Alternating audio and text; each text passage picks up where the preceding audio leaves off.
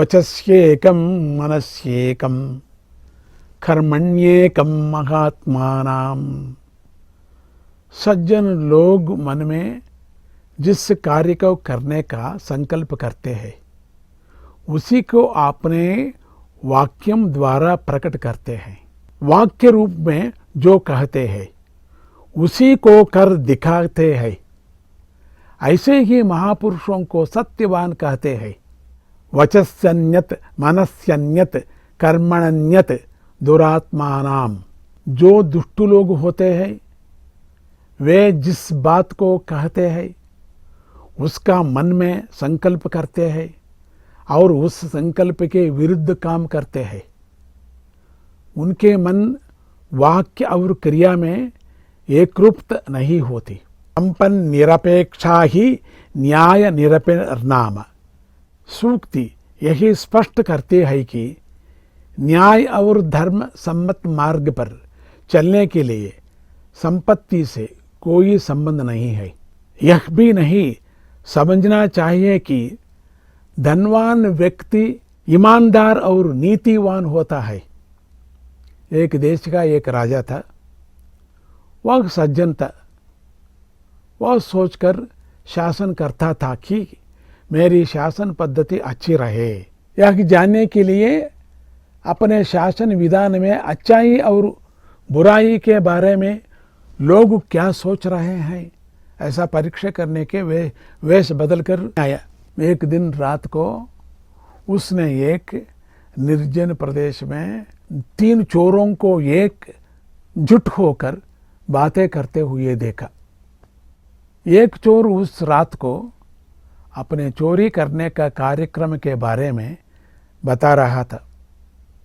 एक चोर ने कहा कि आज रात को मैं राजा के खजाने में सुरक्षित रखे हुए 4 रत्नों में से 3 को चुरा कर ले आऊंगा। आड़ में खड़े रहकर इन बातों को सुनने वाले राजा को बड़ा आश्चर्य हुआ। राजा के खजाने के सुरक्षा का अच्छा प्रबंध था।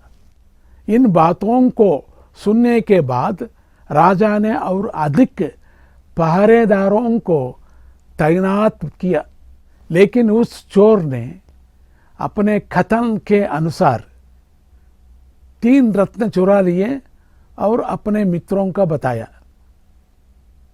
कहा कि मैं राजा के खजाना से 3 रत्न चुरा कर लाया हूँ। एक वही छोड़ दिया है। दूसरे दिन भरी सभा में राजा ने मंत्री से कहा कि एक बार खजाने की जांच पड़ताल करके आइए। चेक करके आओ। वैसा ऐसा किया, आज्ञा दिया। मंत्री ने खजाने में जाकर देखा तो 4 रत्नों में से 3 रत्न गायब है। मंत्री ने चुपचाप बचा हुए 1 रत्न को अपनी जेब में डाल लिया और राजा से कहा कि हे अन्नदाता, खजाने में 4 रत्न चुराए गए हैं पूरा। चोरों ने और किसी वस्तु पर हाथ नहीं लगाया है। राजा को सारा व्यवहार मालूम था, इसलिए उन्होंने चोरी का पर्दाफाश कर दिया और भरी सभा में मंत्री को दोषी ठहराया। मंत्री से यह कहा कि वास्तविकता को बताइए।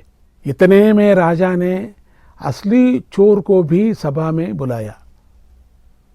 चोर ने कहा कि 4 रत्न थे, मैंने 3 ही चुराए और 1 रत्न वही छोड़ दिया। 4था रत्न मंत्री की जेब से निकला।